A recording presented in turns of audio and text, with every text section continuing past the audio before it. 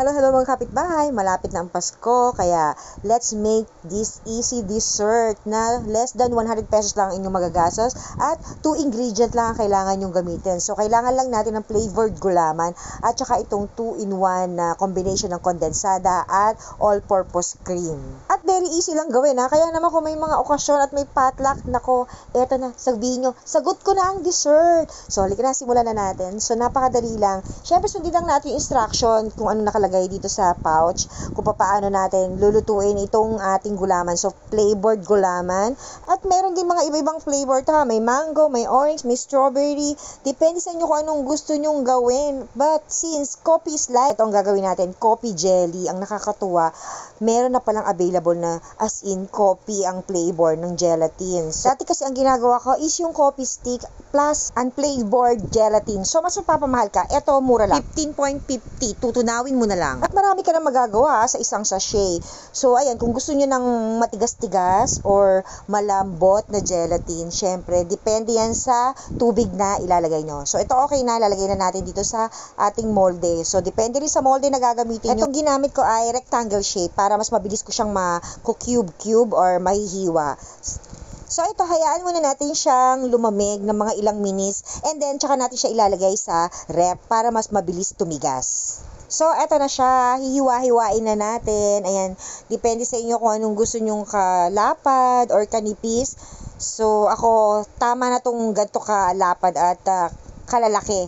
Dahil ilan lang naman kami sa bahay. Pero, pwede nyo pa itong liitan ng mas maliit pa kung sakaling marami yung gagawin nyo. Dahil yung sa isang sachet, marami na talaga kayong magagawa doon. Ilang cups na or ilang serving na yung pwede nyong gawin. So, nakita nyo, dito ko na rin siya in-slice. Hindi ko na dinemold para hiwain ng maliliit. So, kaya depende sa inyo kung ililipat yung palalagyan or what. So, ako hindi na. Dito na rin tayo mag-mix-mix para makatipid sa lalagyan at pati ng hugasan.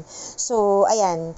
After nyan, ihiwa-hiwain, ay pwede na nating ilagay yung ating 2-in-1 na combination ng kondensada at all-purpose cream. Pero, ito, maglalaro muna tayo. Wait lang. Ganda tignan, no? Kakatuwa. So, ayan siya. Ganyan siya kalalaki. At tignan nyo naman itong aking panghalo. Yung aking Mickey Mouse na tanggalan na ng isang tenga sa tagal. Matagal na kasi ito eh. Ayan. Ganyan. Hiwa-hiwalayin lang natin siya. O, diba? Very easy. Kesa sa iba mo pa ilalagay yung ating gelatin, tapos hihiwain separate, tapos separate yung lalagyan. So, makalat pa yon. Ito, ayan na. Ganyan. Pag nahiwa-hiwalay mo na, edi okay na. Tapos na. Pwede na nating i-boost dito yung ating 2-in-1 na combination ng kondensada at all-purpose cream. So, pwede rin namang hindi ganito ang gamitin nyo. Pwede rin yung magkakahiwalay. Pero, syempre, mas makakamura kasi tayo sa mga 2-in-1. Yung mga ganun ba? Kaya, ayan, mas pinili ko to.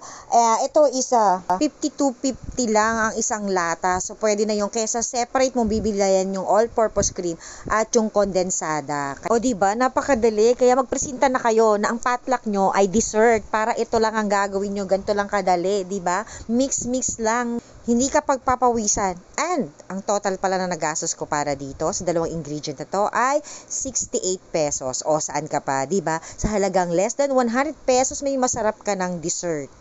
At syempre, haluin maigi. Ayan, baka makalimutan nyo. Tapos, ilagay nyo muna sa ref para malamig siya at mas masarap kainin. Sana ay may na-share ako sa inyo. And please don't forget to like and follow my Facebook page and subscribe to my YouTube channel. And meron akong small something lang this Christmas para sa aking masisipag na supporter na lagi nag-share, nagla-like, nag-comment sa aking mga video. At syempre, baka ikaw na yon. So hanggang dito na lang. God bless everyone. Merry Christmas!